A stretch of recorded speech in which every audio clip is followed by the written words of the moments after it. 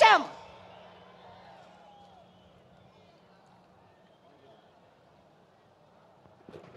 మాధవిరెడ్డి గారికి ధన్యవాదాలు.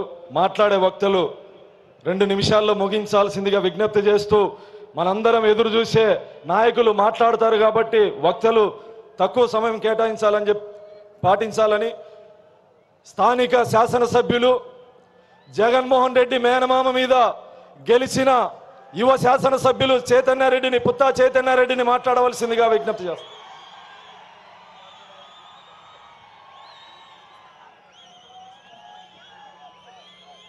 అందరికీ నమస్కారం. తెలుగువారి ఆత్మగౌరవం శ్రీ నందమూరి తారక రామారావు జన్మదినం సందర్భంగా ప్రతి సంవత్సరం తెలుగుదేశం పార్టీ జరిగే మహానాడు కార్యక్రమాన్ని మొదటిసారిగా కడప జిల్లాలో మాకు అవకాశం కల్పించినటువంటి గౌరవ ముఖ్యమంత్రి వారికి,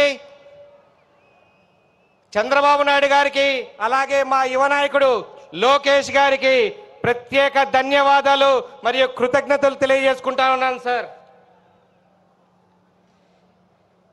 అలాగే ఈ వేదికమైనటువంటి అతిరథ మహారథులు, మంత్రులు, సహచర ఎమ్మెల్యేలు, ఎమ్మెల్సీలు, ఇతర గౌరవ సభ్యులందరికీ కూడా నమస్కారం తెలియజేసుకుంటూ, కడప జిల్లా తెలుగుదేశం కార్యకర్తల మజాకా అన్నట్టుగా ఈ రోజు ఈ జనసంద్రాన్ని చూస్తా ఉంటే బెంగళూరులో టీవీలు పగులుతున్నాయేమో అని డౌట్ వస్తా ఉంది.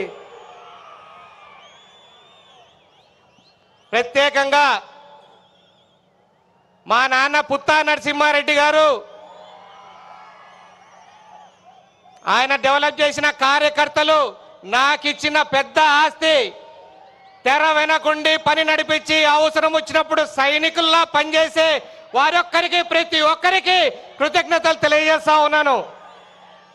తెలుగుదేశం పార్టీ ఒక బాడీ అయితే దానికి వెన్నెముక మన కార్యకర్తలు. ఎన్ని కష్టాలు ఎదురైనా, ఎన్ని నష్టాలు ఎదురైనా, ఎన్ని ఒడిదుడుకులున్నా వెన్ను వంచని పార్టీ తెలుగుదేశం పార్టీ. దానికి కారణం తెలుగుదేశం కార్యకర్తలు కాబట్టి వాళ్ళు వెన్నెముక లాంటి వాళ్ళు. గొంతు మీద కత్తి పెట్టి ప్రాణం తీస్తా అంటే కూడా జై తెలుగుదేశం అన్న చంద్రన్న ఎంత గొప్ప కార్యకర్త. మన తెలుగుదేశం కార్యకర్తలందరూ కూడా ఒక్కసారి గర్వంగా ఫీల్ అవ్వాలి. అలాంటి కార్యకర్తలు కూడా మానసికంగా క్రూరత్వంగా మన కుటుంబ సభ్యుల పెద్దల్ని అవమానిస్తే ఎక్కడో కొంచెం వంగుతుందేమో అనిపించింది.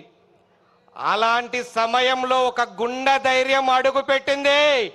ఆ గుండె ధైర్యం పేరే యువగలం.